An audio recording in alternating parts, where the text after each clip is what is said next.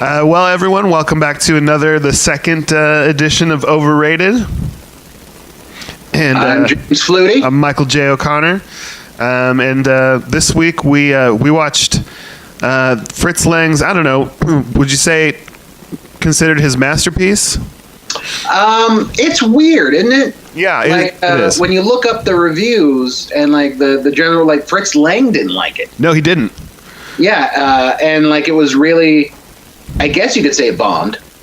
Yeah. But people certainly seem to appreciate it, but they also seem to appreciate it, and it's not perfect.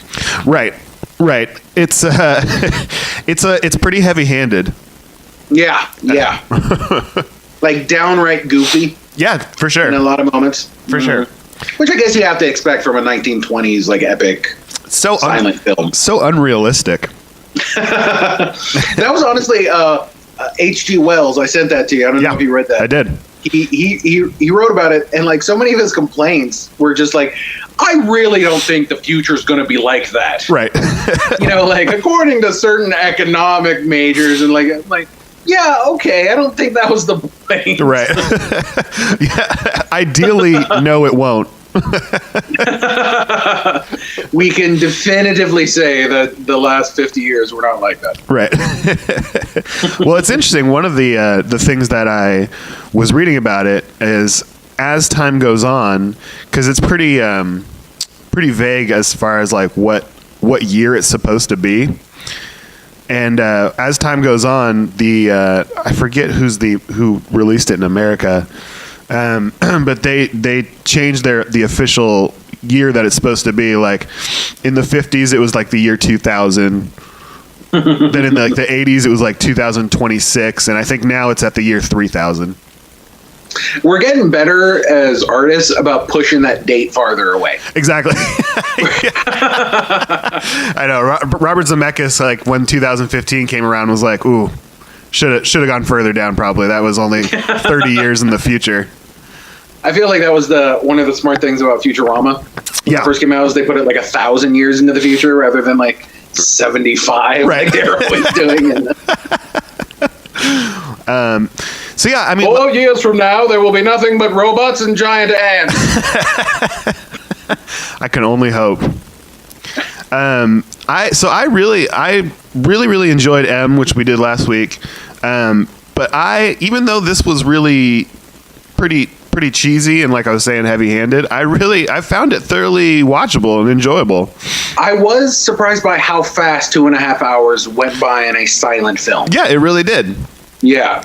I didn't feel like I was sort of like, there's maybe a couple points with the Thin Man where I was like, yeah, we get it. Yeah. But for the most part, it moved quickly.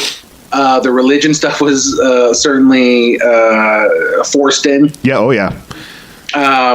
But it was beautiful. Mm-hmm. It was also interesting to see the importance of maintaining film. Right. Yeah. So that was the same scene. 2 different shots will be completely different quality. Totally. That was very strange. So you did watch the that was one of the things I was going to ask. You did watch the full version of it, the 2.5 hour. Because I have this. It's kind of interesting because I have the DVD here, which is this must just be the first release version because this says 118 minutes. And so, but I watched the one on Netflix, which is the full 2.5 hour one, which is kind of an interesting story that they found that version in a museum in Argentina. Yeah, it was like, which is interesting because then you have to assume a Nazi had it. Right? I mean, you have to. Yeah. I mean, that's where so many moved to, which I didn't know about for a really long time. Yeah. So there was one time I was on a tour bus. I used to be a tour guide. I'm asking people where they're from, and this German guy, very heavy German accent, he's like, I am from Argentina. And you're sort of like, and like everyone on the bus got kind of weird, and I just went, awesome. And like,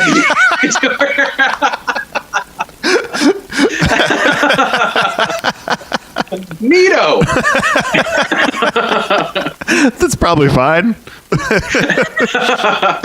But it was what's sort of sad because, like, okay, this is the second time we're talking about Fritz Lang film, and although it's a little bit worse because he was actually around during the Nazis, had to flee Germany because of the Nazi Party. Right. But like, I feel bad for people from Germany now because that's really all they are to the majority of the world at this point. Sure. That like hangs over them so much. Go to a bookstore and look at the German history section. Right. It's like 89% Hitler. It's got to be, yeah. It's just Nazi, Hitler, Hitler, Hitler, Nazi. Like the Frankfurters. Hitler, Hitler, Nazi, Nazi, Hitler.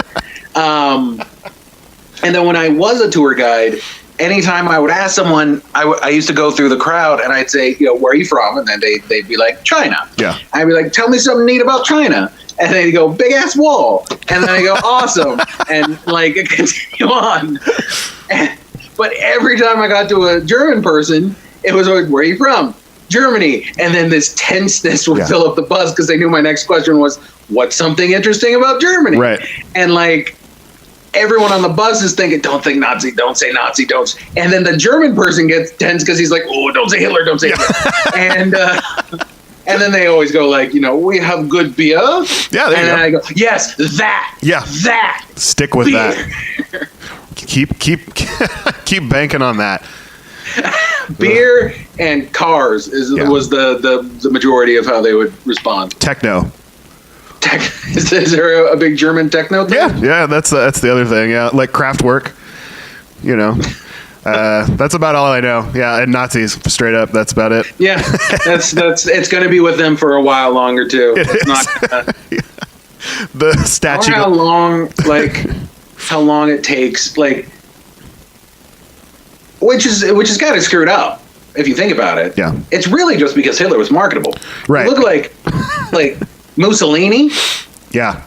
And you killed so many people. Pol Pot. And then Pol Pot. Yeah. But we don't think of those countries and think of that individual in that moment. Right. Because there's no film of them being like, Reichen, Schleichen, Leichen, Leichen. Like, there's no scary movies of him. Hitler is the closest thing this world has ever seen to a comic book supervillain. Completely.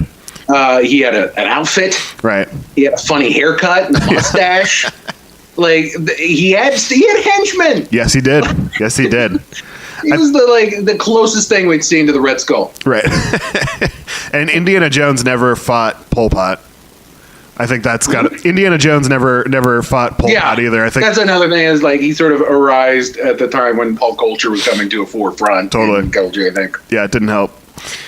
Also, he's evil. I mean, also there's that where he actually is a really horrible, terrible human being. He did some, I guess, bad things. Yeah, I would go ahead and say very bad. Yeah, I guess so. It's a weird thing to even like. Obviously, the joke is that they're so horrendous, but there's some like part of me going like, I don't want to downplay it. Yeah, no, it's really fucking evil, right? But it's become but like you can't give it justice in a conversation and then move on. Right, exactly. Yeah, it's become such a shorthand for complete evil. Yeah, it's kind of in a way. Oh boy, we're only on the second episode and we're already in deep trouble. This is the second time we've had to deal with it too. And it is Metropolis that he was offered to work for the Nazis. It was because of Metropolis. Right, they very much enjoyed it. Yeah, Goebbels, which is funny. You forget that the Nazis were like played themselves out like the party of the people. Oh yeah, like I forget about that sometimes, that they were the workers' party. Yeah. Which is just weird, crazy nonsense when you look at like the history and everying now. Yeah, it's a good thing that'll never happen again. Luckily, our populist centered political movement is that's fine. So they. You like how I went there? I couldn't even. It's it. You're fine. You're good. So I thought it was interesting how much he ended up disliking it, and kind of I think there was an interview with him with Peter Bogdanovich that he did where he was saying that Peter Bog. Yeah, that's right. I don't know who that is. Oh, he's an actor and he's a director, and he's kind of like he was in Orson Welles' theater company. he grew to be very old, and so was kind of still working in his 90s, I think. Is he like one of those actors that became more known for being around Hollywood for so long? Like Abe Vigoda? Yeah, totally. Totally. You'd totally this guy in a scene that was deleted. I worked with this guy, was fired shortly afterwards. I'm not in the movie. I worked with this. Yeah, exactly. Yeah, he every time I slept with his wife. every time you see like a interview with him, he's wearing an ascot. If that gives you any kind of but in an interview that he did with Fritz Lang, he was saying, the kind of the thesis statement of the whole movie is, there can be no understanding between the hands of the brain unless the heart acts as mediator. And he was saying what a ridiculous sentiment that is. Yeah. And I just found that really interesting that, he was saying that he enjoyed it because he finished it. It was something he saw through to the end, but that the message was he really blamed his wife. I'm okay with him blaming her. She became a Nazi, yes, so we can blame her. Yeah. Also, it was based on her book, and I'm guessing that was a big part of the book. Yeah. I guess interestingly enough, she wrote the novel only for him to write the movie off of. I guess the novel never published, which is really kind of a roundabout way to go about it. It's interesting. I think a few people have done that, in that they write a novel because you don't need $50 million to write a novel. Right. You do need that to make a movie. So they write a novel in hopes that Hollywood would see it and then it would be made into a movie. That makes sense. Yeah. Please. Yeah, it is a ridiculously reductionist message. Yeah. And it's just, the workers are the hands, and the owners are the mind, and what religion is that supposed to be the connecting? Like, right. There's no real message there that applies to the real world, right? In any way. Right. I mean, I don't know. Maybe it is because of the time period. And let's keep in mind that, like so much, I mean, would you kind of consider this to be one of the kind of a proto sci-fi? What? Would you, I mean, I kind of consider it to be kind of a proto sci-fi. Oh yeah, definitely see it as sci-fi. Yeah. Yeah. And there's got to be, at least, whether intentional or not, I definitely saw it as a satire. In some ways of how things could be. Oh yeah, it was definitely a dystopian future. Right. I think a lot of people refer to it as a Marxist message. I don't really see it as such. I don't think it had that high a mind to really be making a political message. I think it was pretty and I liked it. There's so much to like about it, but it was pretty sophomoric in the message it was trying to get across. Totally. Just like, we should be nice. Right. That's what it really seems to. And then they just apply a bunch of religion on top of it, almost as if that was going to give it this extra level of artistic, like this other artistic layer, but it really just seemed forced upon, and then also inconsistent with the rest of the message. Right. Agreed. I do want to say though, in kind of its defense and what is good about it, how many other kind of dystopian sci-fi films have we seen that use that same construction of like a city?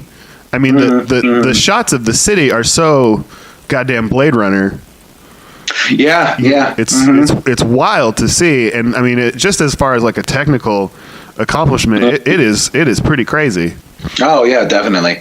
It's almost like Blade Runner if Blade Runner was steampunk, because they still have the planes with the four wings and like basically you almost see like a Model T4 driving down the street.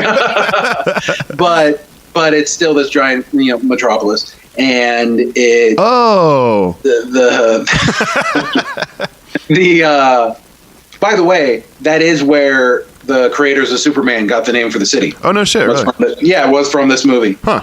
Well, Superman, I mean, no one hated Nazis more than Superman. And dude, Captain America hated Nazis more than Superman. Was Superman kind of he's the Ubermensch? I guess that was literally that is literally the translation is Superman. Interesting. I don't know if I can read Superman anymore. I'll have to go back to Nietzsche. Okay. The stop motion is fantastic. The lighting of it. Yeah. Getting the characters to sort of interact with the backgrounds by using this really strange system where they took mirrors. Yeah. And they'd like scratch it so that it perfectly outlined the shot, and then they'd have the person reflection in the mirror, but which would make it smaller, and then they kind of give this, and it's so neat. A lot of these old silent films basically use stage magic techniques for their special effects, right? Like A Trip to the Moon and stuff like that. That was all stage magic stuff, right? And they just recorded it. Yeah. I mean, I guess that makes it because there's almost zero post-production available. Any effects that they did had to be done in camera, like the transformation scene where where he yells at that girl, give the robot your face, which is one of my favorite lines in the whole thing. I want a tattoo that says "Give the robot your face." It sounds like a mother that adopted a robot. Yeah, exactly. Just settling an argument. Just give the robot your face. You've played with it enough. That whole scene with there's a lot of like double exposure, and or sometimes they're exposing it like 9-10 times. It was pretty fascinating and looks pretty amazing. The design is great too. That robot, before I ever saw the movie. Yeah, that's the thing. Yeah. And then that was the inspiration for the design for C-3PO. Oh. So it went into, multiple places of pop culture that Metropolis has found its way into. Apparently that suit was horrible to be in. Yeah. And bruised and cut and passed out in the suit because the shot went so long and she didn't have air. Horrible. And as has been said in the last episode, Fritz Lang didn't give a shit. He did not give a shit. And I was reading one of the things that made me laugh so hard. I was reading a little bit about it last night. That it was so horrible in that suit that the people working on the film would put coins through the slots, and then the actress in there, what's her name, Brigitte Helm. The wording was, which she would later collect to buy chocolates. And I was like, oh, God. Yes. Thank you for being in this robot suit and almost dying. Please pull these coins out of, the small of your back and go buy chocolates. That sounds like a thing that is happening right now in a Japanese strip club. Exactly. It's just a woman dressed in a wooden robot outfit, and they're just putting little coins in the slit. And then she goes and buys chocolate. Oh my God. Yeah, dude, it just made me laugh so hard. Like, oh my God. That's like the most degrading shit. Apparently he wouldn't feed people. This one shot was going really long, and this one actor had to just show up and go you got enough, we're ending this, and just started giving people food. Right. Fritz Lang is not a good person. Yeah. Amazing director. If we've learned anything, it's Fritz Lang is a real piece of shit. Of course, a lot of really good directors are. It really does make you wonder, with the percentage of decent people that are very talented in art, I think I wonder if the ratio is off just because it takes so much out of you. Right. And most decent people aren't that driven because they can, find love and happiness in other places. Right. A lot of artists I know who are incredibly talented give up on what they were doing because they're like, oh, this is making me miserable. I don't need fame to be a happy, complete person. Right. So I wonder if that's part of the thing that you get. Like Hitchcock was apparently awful to his actors and referred to them as cattle. Kubrick was abusive. Woody Allen is a crazy person. Fritz Lang is a crazy person. Roman Polanski. Roman Polanski. Ooh. To be fair with Roman Polanski, his wife and unborn child were murdered. Yeah. That maybe that had something to do with it. That's true. Before then, I don't know that there was any stories about him being a horrible person. Yeah, I don't either. Maybe there are. I don't know. Yeah, I'm not sure. I don't know. Maybe. Maybe that had nothing to do with it. I don't know. I mean, on that bright note. But come on, get over it, I mean, really. Get back to work. Yeah, it's an odd. My wife and unborn child were killed, and that's terrible. So the direct line of action there, I mean, is sleep with a 13-year-old. Of course, I mean that's the classic thing. We all see. We all go through a midlife crisis at some point. That has got to be one of the most horrible. I just saw a movie. And I'm so glad I waited to see who worked on it because I watched Rosemary's Baby and I forgot who directed it. Yeah. So I watched it and went like, oh, that was great. That was amazing. Of course. And I'm like, I'm really glad I didn't have that hanging in the back of my head the entire time I was watching it. Right. Like, oh, this is a rapist whose family was murdered. That's oh God, yeah. When you really break down the pieces of that, that's a fucked up math equation, man. Oh my God! But what do you do with that information? So maybe he doesn't fit quite the same as. But I mean, the general thesis there are some horrible people involved in the arts. Right, and I think it's an interesting idea that you bring up. That I wonder if you do have social skills and empathy, if like you're saying, it becomes less a necessity to you to be accepted and revered, and even just to put things out just based on their own merit, because like you're saying, you're able to find what you need in other places because you're a decent human. Well, I was a comedian for many years, and during that whole time I was miserable. Really? Horribly depressed. Really? And the happier I got, the less I wanted to do comedy.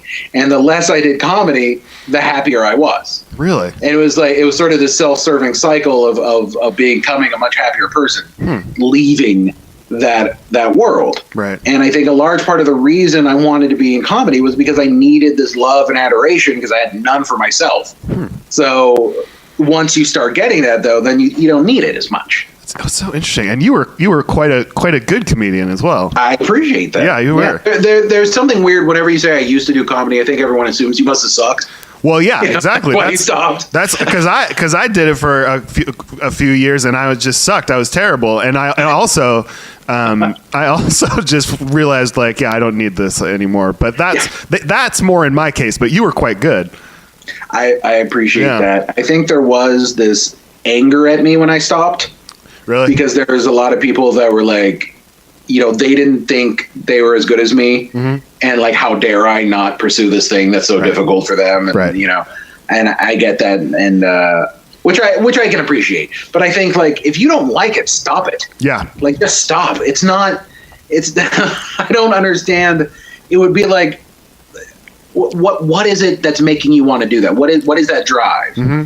Because no one really does it with being an accountant. No. No one's gonna. This is I have to. It's destroying my life, destroying my family, but I need this thing. And I think it's as much as you want to say it's art or it's the need to express yourself. It's the need for adoration and fame. It totally is. It totally is. That kind of stuff. Yeah, it's well, and I think especially with comedy, it doesn't take 10 years to become a good accountant. Yeah, or at least be making money. Yeah, exactly. Being an accountant and raise a family. Yeah, and I think that's the thing is that because there is such a, especially with, I guess not just with stand up, with any comedy, is that because it does take so long, there's a culture of if you give up, well, you gave up because before you even had a chance to get started. I don't know. That's just an observation I made. I think some people saw it that way, but I was again, I was miserable doing it, so I didn't go out enough. Yeah, and I was terrible at networking, so I think I would have had enough 10 years of not like this really slow incremental movement towards any kind of career that I would have been in my 50s before anything of substance may have happened. Right, and that's another thing. There's no guarantee. Right. So if you don't like it, you can waste your entire life pursuing this thing. Right. Yeah. Well, exactly. And it's good that you weren't good at networking because those people are the fucking worst. Those people that do 3 open mics and they've got business cards. You're like, who's this for? I want your fucking business I think I card. may have done that.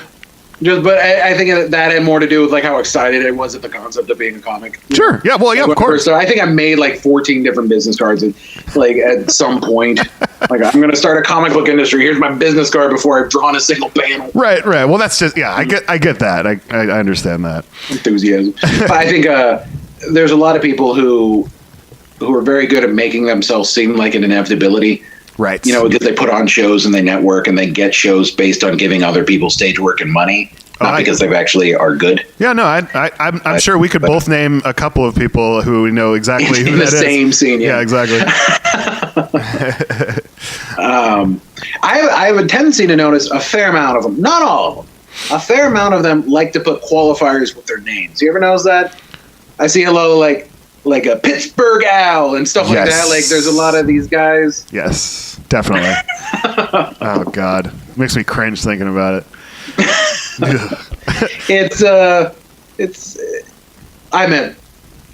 I know a big part of my issues with the comedy scene are more so my issues.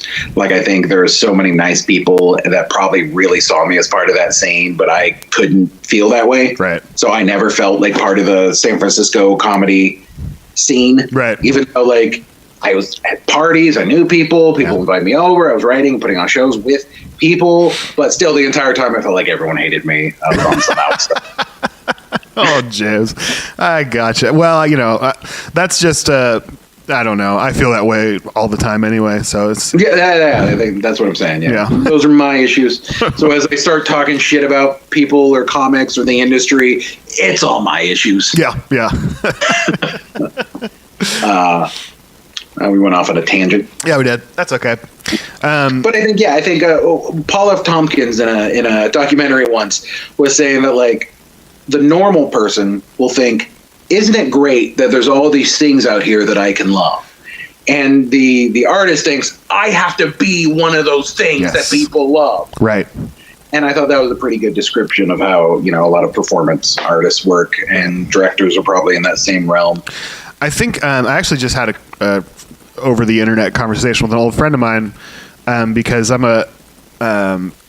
always been like a big baseball fan, and it's become, as I get older, for some reason, it's become much more important to me. And a friend of mine was asking, like, why is that? Because it was just a trend that he'd noticed when people get older, they get more into sports.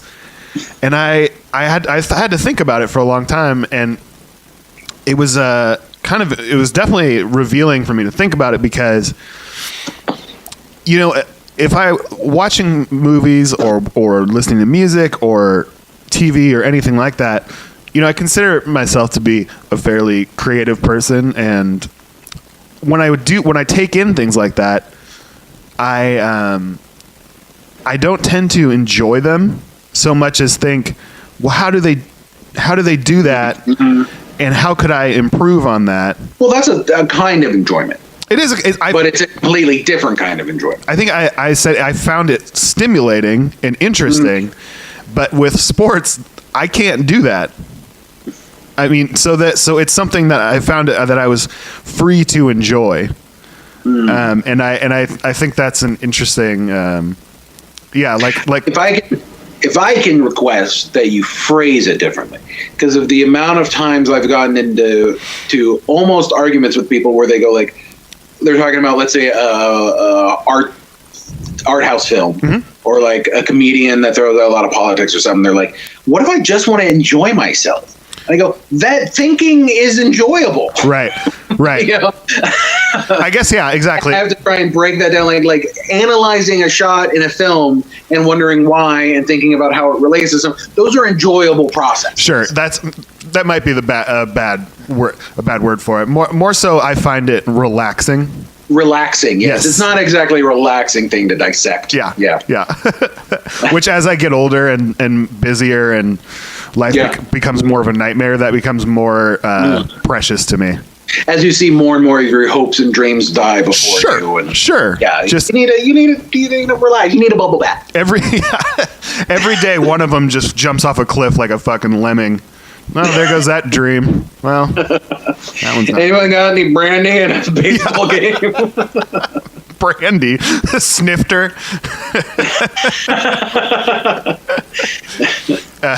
Just like some age, there's like an age where it just hits and it just happens automatically. Right. Just like you're 35 and then just like, oh, I'm watching football now. Yep, this is me. And then when you're like 52, it's like, nope, now it's World War II documentary. Yeah. Then 60, it's Fox News, and then you just die. Yeah. It's the circle of life. Now we're going to have to pay for that. Fuck. Bleep it out. Yeah. Just a long bleep. I want to write a film, and when they go to sing the birthday song, like just have them sing the most obviously not a song thing ever. You know, just let's sing "Happy Birthday, you guys." This is obvious. We can't afford that.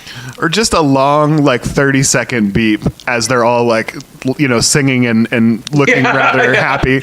Yeah. Uncle John. Oh, that's fantastic. That's the copyright was owned by two people. Mm-hmm. So, like the Aaron Sorkin joke, it took two people to write that song. And then later, turns out it was stolen.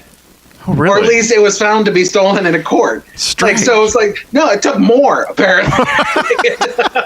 Wow. Like some artsy genius to write it in his basement, and then two people came along and saw the genius of the Happy Birthday song. Wow, that's amazing. Some Lou Reed type. It would be great if it turned out it was the Funk Brothers. Yeah. Is there anything they can't do? Is there anything people won't steal from them and they'll get no recognition for? Is there any this endless amount of money that is deserved to them? So Fritz Lang. Yeah. So Metropolis. Yes. I guess that's what we were talking about. Yeah. 37,000 extras. Wow. Metropolis. Isn't that crazy? That is crazy. I mean, and that's not even as much as he wanted. He tried to get more for that scene with all the bald dudes during the Tower of Babel. Right. Flashbacky story time thing. Right. But they couldn't find enough men that would willingly shave their heads. Sure. Wow. So he ended up using like a technique to make it look like more people. That's fucking crazy. They sadly had no problem finding kids to wait around in like sub-zero water. Right. Because of like the depression at the time, the economy was terrible. So like kids were just, just throw nickels at my face afterwards and I'll do whatever. They weren't much of a commodity, I guess. I mean, just for the, just that scene where, God, I forget the kid's name, the rich kid, the main character. Ferdlander was I think their last name, right? And I think Joe was the Joel Ferdlander was the father's name. Apparently, his name when they translated it to the English, do you remember? It was something like Masterman. Oh, really? They just made it that much more obvious and on the nose. God. And then his son was Tom Every Guy. Oh my God. Well, just that scene, it's right in the prelude, I think. The prelude, which is the first, hour. Yeah. When he leaves that kind of the Garden of Earthly Delights, I forget what it's called, and goes down into where they're having the orgy. Yeah, it goes down into where which then they bring the kids in. Yeah, that was a really weird. It's weird that there was no security for the orgy. They literally, yeah, exactly. That chick just wandered in. Like these workers just going into like, and then she has a bunch of kids. And then she stands there for the longest time too. Like no one's doing anything about it. Yeah. She's like, yeah, everyone. Just look at these. She should have just grabbed some shit as she was leaving.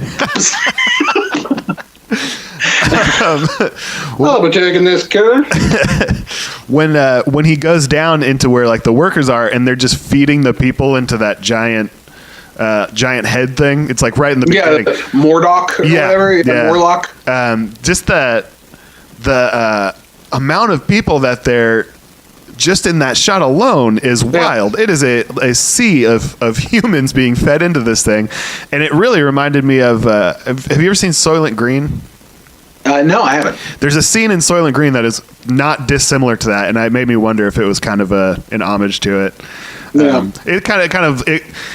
I was talking to my a guy I work with, and he had seen Soylent Green in the theaters, and I asked him, were you shocked by the ending? And he says, well, because spoiler alert, Soylent Green is made of people, and who doesn't know Charlton Heston screaming that? And yeah, right.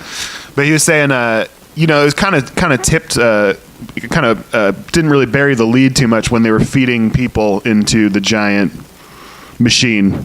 Yeah, that tended to give away the ending. But yeah, there's a really not dissimilar scene in that, and it does make me wonder if it's a kind of an homage to that scene. It might be. They never really explain what the hell those machines are doing.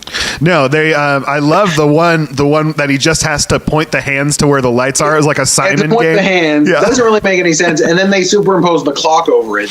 Right. So they just. There's so many times in this movie where they're just like, you know what? We could have a metaphor here, but why not just completely fucking spell it out for everybody? No, you can't even call that symbolism at that point. No. So it's the clock. Like later, when she's dancing, they could have just left it at that, but they had to re-show the image. Right. And then she comes up on the dragon, and then the statues come to life. It's just so heavy-handed. It really is. They really could have just... the machine, I don't know exactly how it's making money for anyone. What's it making? If it's making something, I guess it might be... But my original idea was that it was generating the power, but then it's like... But if they're all poor, who the hell's buying these cars and flying on these airplanes? I mean, they live... Is that just the 1%, Right. They live underground. It sounds like they have a pretty healthy middle class. Right. What I'm saying is they apparently have this Metropolis. They got the one guy living in Babel. Right. Apparently, there's a subway system. Yeah. Someone's using it. Yeah. It's not Joe Fredolander, whatever the fuck his name is. He's got John Fredolander. Yeah. And it's not anyone living. It's not any of the mole people working on the machines. No. So he did have a driver. Maybe it's the driver class.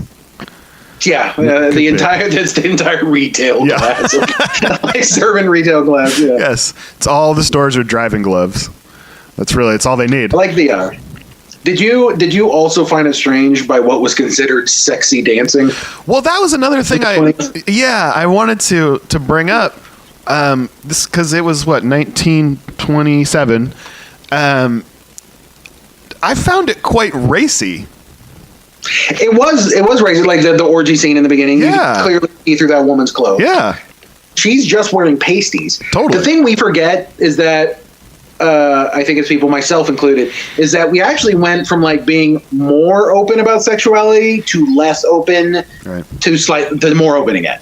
We had this weird sort of 40s, 50s, 60s. That's when everyone got really ultra religious. Everyone was Christian, but they didn't really take the Bible literally until later, and they didn't really start.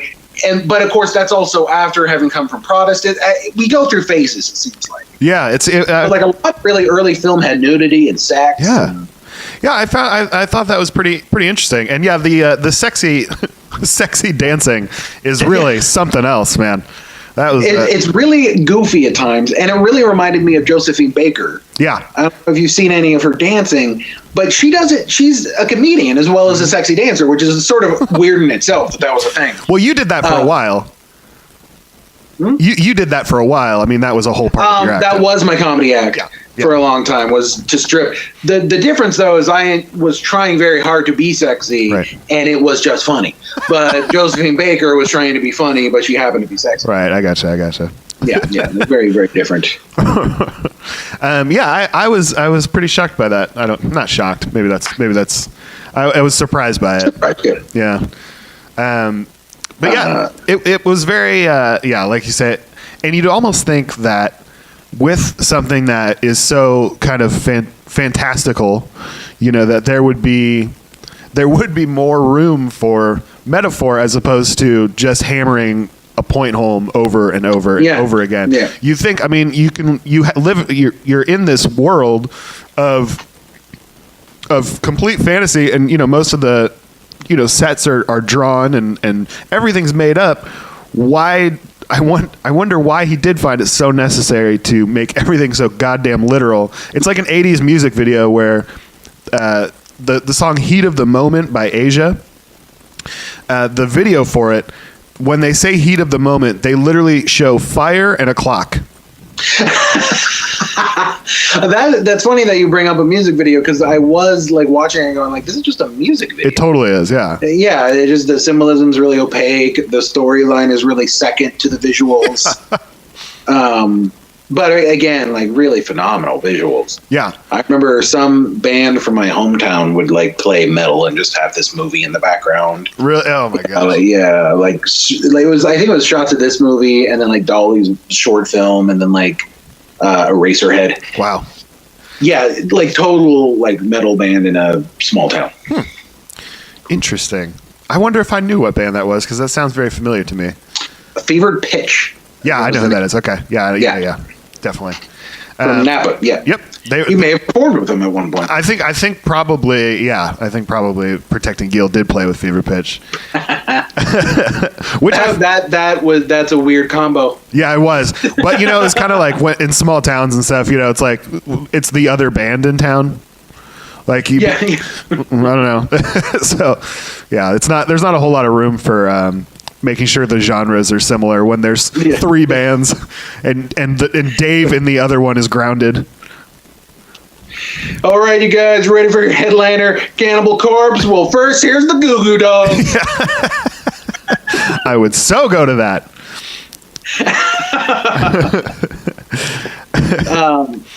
Did you notice that the female protagonist kept cupping her boob? Yeah, really weird, especially like when the scientist is looking for her in the cave. She's very like she does the one. So I think it's supposed to be like gripping one's chest or clutching their pearls. They just but it's so weird because she just, and it's like there's a cup. It's not just like she puts her hand here. Yeah, it's she weird. Straight up like cups. Yeah. Oh man, it's so sad that I got the boob to do that. Hey man, I'm with you. But like it was very strange that was. I wonder if that's a thing that women did in the 20s, or if that was a decision she made. I don't know. Or Fritz Lang was just like, grab that titty, baby. He was a terrible person. There's an altogether likelihood that I highly doubt he sounded like, you want to be a star, don't you? Same picture deal. I did. That was very, very strange. But here's how dumb I am, dude. I was watching it, and there's the scene where they go down into the catacombs and they have flashlights, and I'm watching it and I'm going, wow, like they predicted that like in the future people would have like flashlights. Then like I realize I'm watching a fucking movie filmed with, I assume, an electric camera that may have been hand cranked, but they had electricity in 1927. God, what an idiot.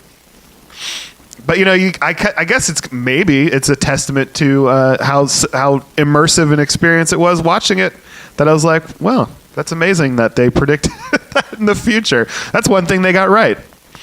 It is sometimes funny, like you could sort of point at that and say, look how silly I was. Right. But it is surprising sometimes what was invented at what time, like how recent some things were or how old other things are. So, I mean, like, you weren't, like you couldn't have told Lincoln the time.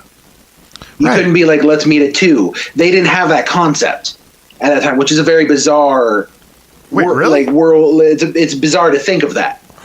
So like, we're closer, like, what was it? Something like the age of Cleopatra when she was alive. Oh yeah, was closer to the beginning of Pizza Hut than it was the construction of the pyramids. That's just how old. Like, weird stuff like that. Right. That's interesting. And other memes that I remember. Yeah, sure. It's funny. I'm Facebook learned I am. Yeah, exactly. I follow weird history. Is that a thing? Yeah, it is. It's just a stupid Facebook page. Sounds fun.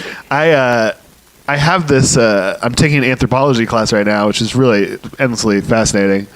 But the instructor was telling us the other day. She said, the one thing I don't want to hear in this class is anybody tell me that aliens made the pyramids.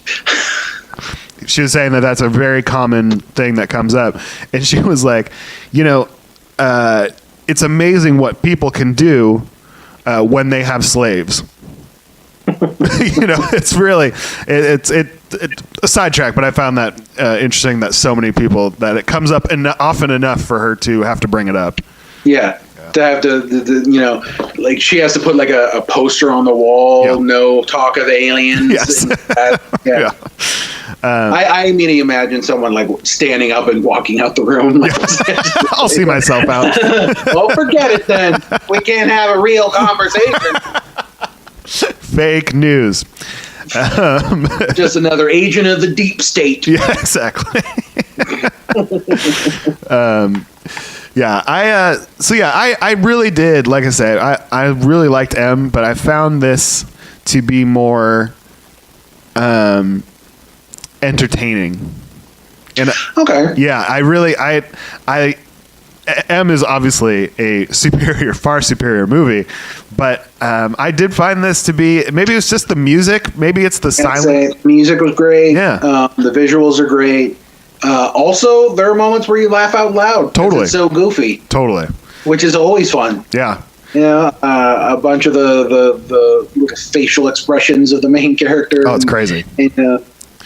And what is it? I wonder if this happened in the 20s, because I imagine that, like, in my brain, because my reference points for mannerisms are silent films for the 1920s, that they actually did some of these things, like the cupping of the boob, or the way that they always do that, like, Looney Tunes-esque stop at doors where, like, their body kind of flails back and then they, like, turn when they run. You know what I'm talking about? Oh, yeah, I do, yeah.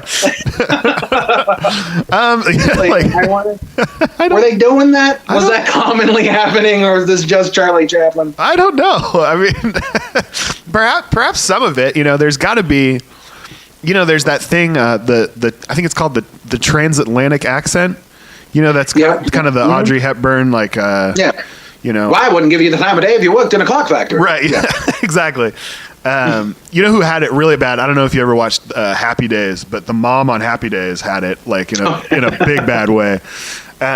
Which kind of goofy, because she's supposed to be this like mid-American hometown mom, and then like the transatlantic accent was only rich people would learn it. That was like the entire point of the accent. Fonzarelli. It's hilarious, but I wonder. Because that was kind of taught in acting schools, right? Mm-hmm. And I wonder how many people, just kind of started doing it because they saw it in movies.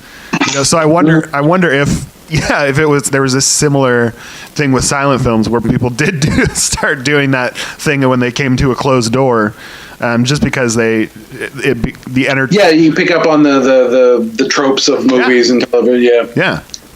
That was a old bit I used to do about like pornos in the 20s. You remember that? Or pornos in the 40s. I've been sucking on titties since you were sucking on titties. Yeah. But still one of my favorite lines is when the director yells at him And he goes, "Don't you tell me how to have sex? Why, I've been sucking on titties since you were sucking on titties." That was brilliant. My favorite part of that was, "Son, this is pornography. We'll use a little magic." Yeah, brilliant, man. That was.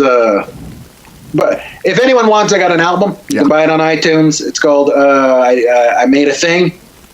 It's highly offensive. Yeah. So if you're gonna complain, just don't buy it. If you're gonna complain, if anything will make you shit your pants and cry, don't buy it.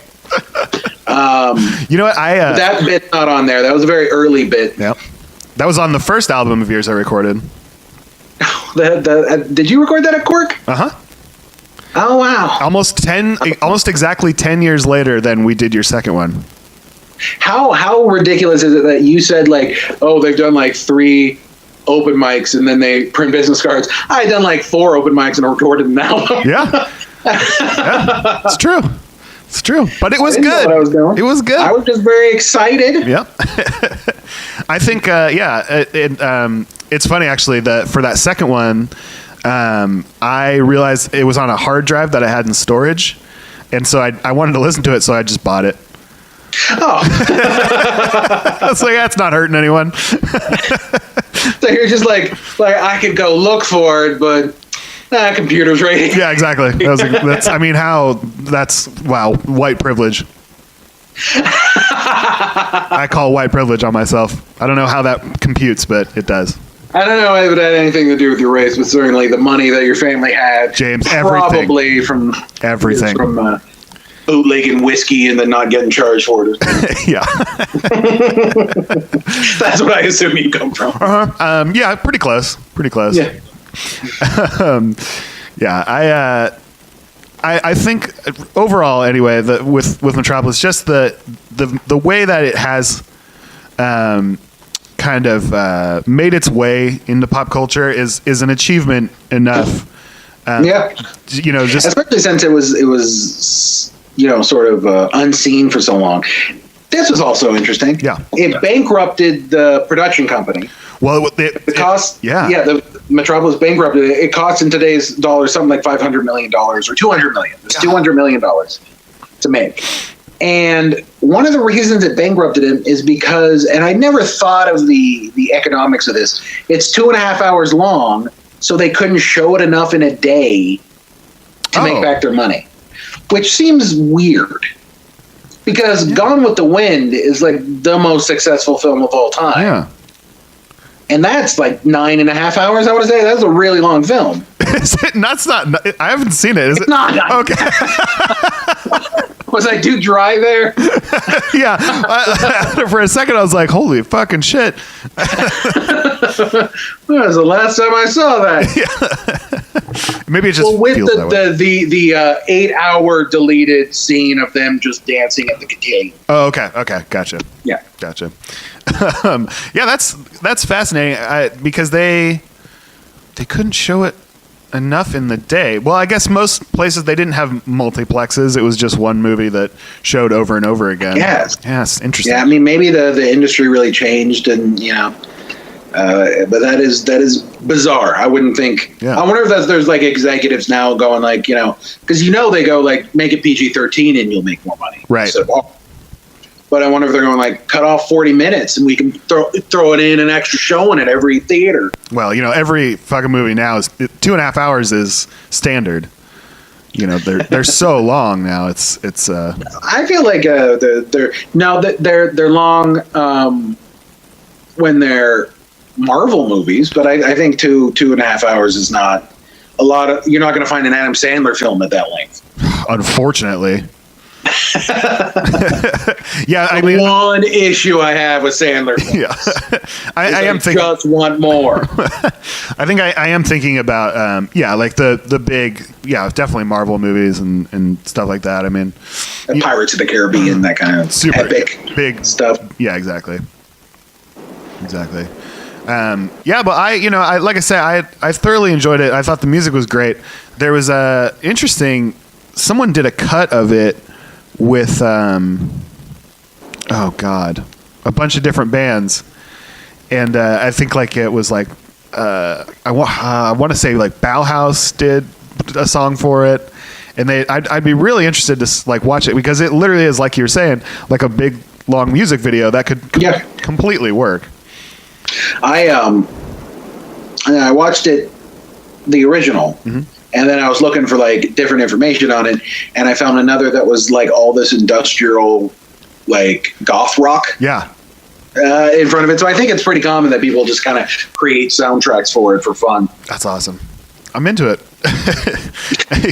Yeah, I really liked it. But you know, I have to say, as we say with everything, and I do truly mean it in this sense, this movie is fucking overrated. It has found itself in American culture from the 20s till present. It inspired design work in Star Wars. It inspired design work in Superman, and a city was named after it. And all of that considered, overrated. Overrated. Well, buddy, I got nothing else to say about this fucking thing. I think we exhausted that and art in general. Yes, and we're done. As people in life. Yep. Boom. All right. Well, not funny. Okay. Well, we went dark a few times in this. That's okay. We're navigating. It's okay. We're figuring it out. And we also didn't play any clips from it, which I think is good because that didn't work so good last time. Yeah.